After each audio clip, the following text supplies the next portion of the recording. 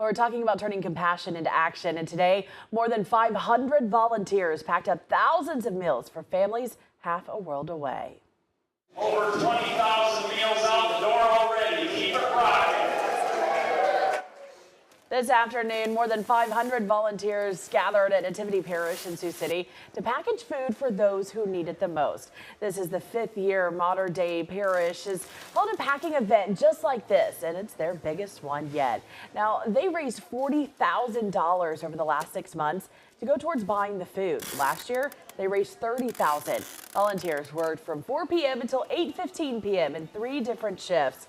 Event organizers say they hear how important this food is from those who go on the mission trips to serve in other countries.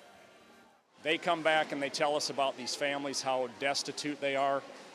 We try to keep that in the forefront of our minds, that no matter what we're doing here in the United States, there's people hurting and suffering elsewhere.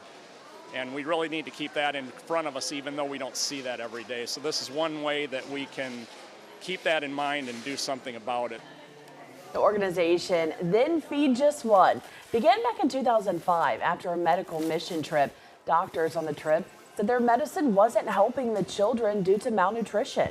Founders then started holding small food packing events in Lamars to help those in need. Since then, it's grown to 30 to 40 packing events every year. Honduras was our main one, only because we had mission teams going there, so it was our first connection.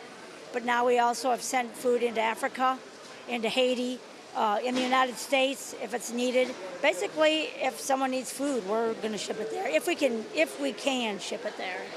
Organizers hope to pack around 180,000 meals by the end of the event. For more information about Then Feed Just One or to help their cause, you can visit the story. We have the information for you right now on KTIV.com.